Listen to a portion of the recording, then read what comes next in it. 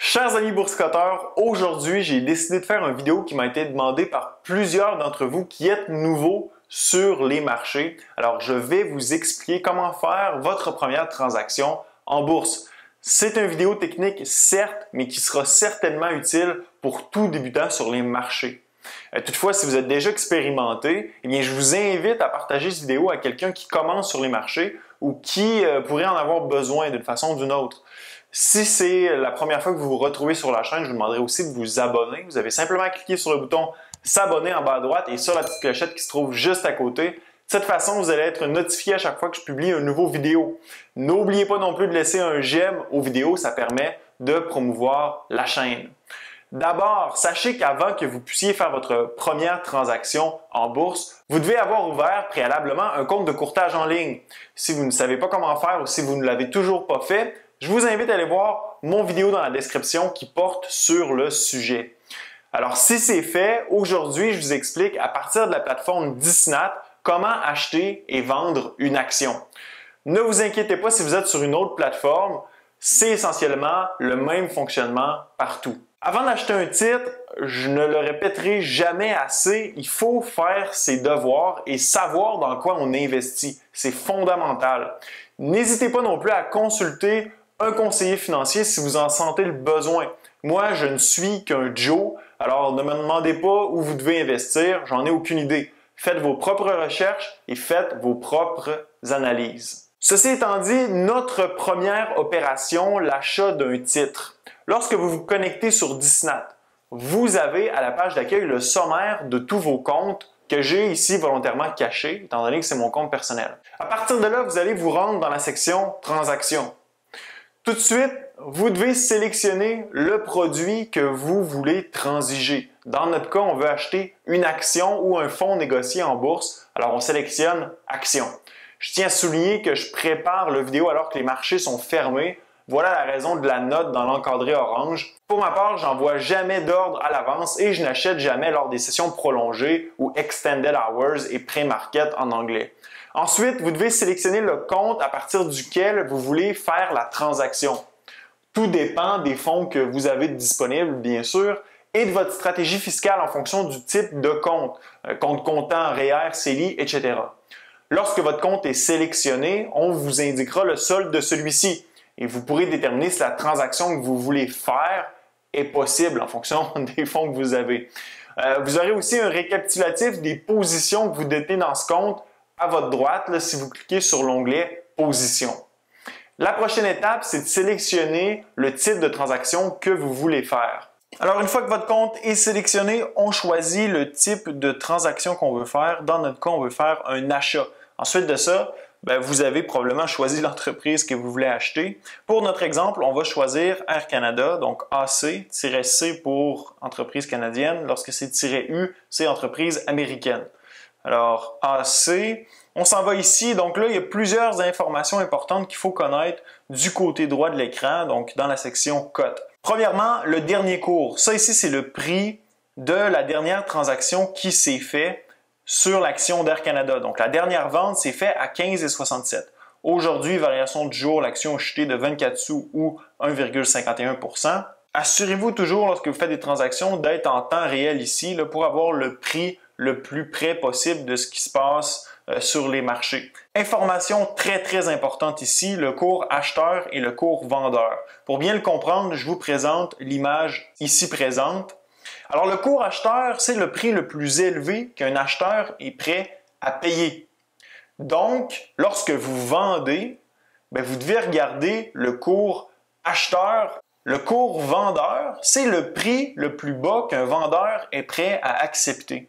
Donc, lorsque vous achetez une action, c'est le cours vendeur que vous regardez parce que c'est le prix que vous allez payer, du moins si vous achetez au cours du marché. Je vous explique dans quelques instants. Et la différence entre le cours acheteur et le cours vendeur, c'est ce qu'on appelle l'écart. Alors ici, l'écart est de 2 sous entre le prix acheteur et le prix vendeur. Ensuite, les quantités.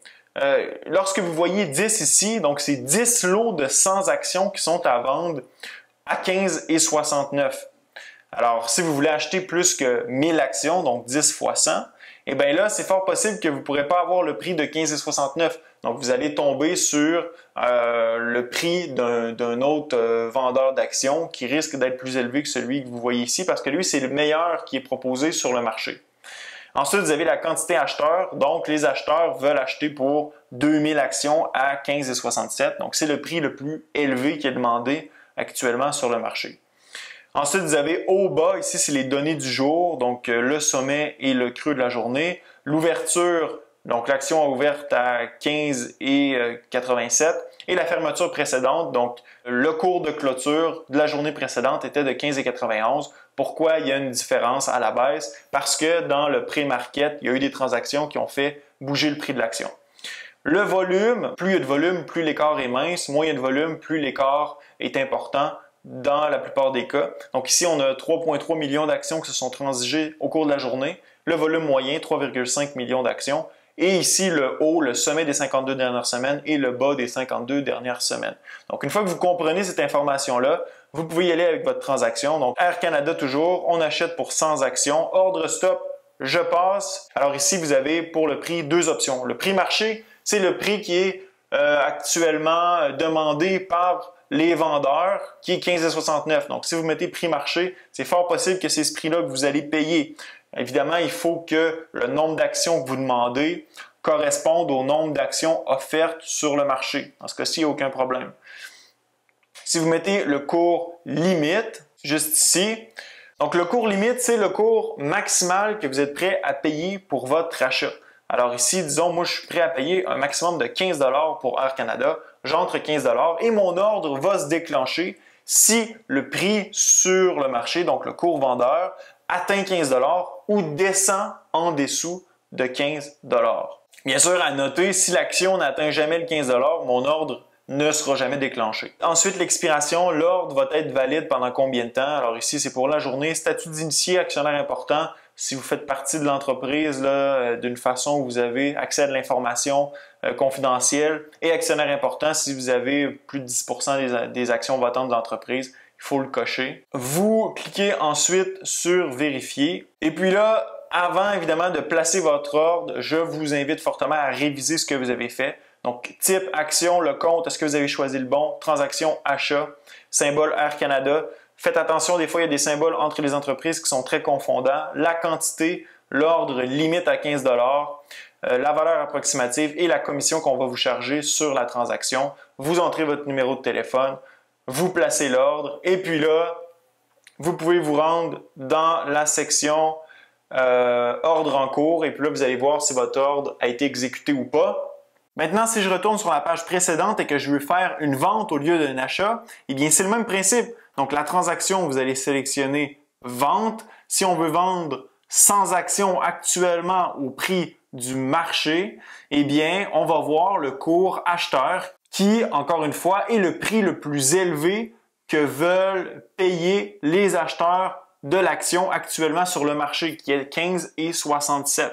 Si je veux vendre à un prix limite, alors je vais sur limite et j'entre par exemple 16 $. Alors ce qui va arriver, c'est que si l'action, donc le cours acheteur atteint 16 $, eh bien mes actions vont être vendues. Et bon, si on passe de par exemple 15,67 à 16,10 $, eh bien mes actions vont être vendues à 16,10 $. Donc c'est essentiellement le même principe. Encore une fois, assurez-vous de vérifier votre transaction pour s'assurer que c'est bel et bien ce que vous voulez faire, mais c'est à quoi ressemble l'achat et une vente d'actions simple sur les marchés boursiers. Alors j'espère que cette vidéo vous a éclairé, a démystifié un peu le concept de l'achat et de la vente d'actions sur une plateforme de courtage en ligne. Évidemment, sur votre plateforme de courtage, c'est probablement différent de Disnat, mais ça reste les mêmes concepts, les mêmes opérations essentiellement. Alors, si vous avez apprécié, donnez un j'aime aux vidéos. Ça fut un plaisir d'être avec vous. À la prochaine.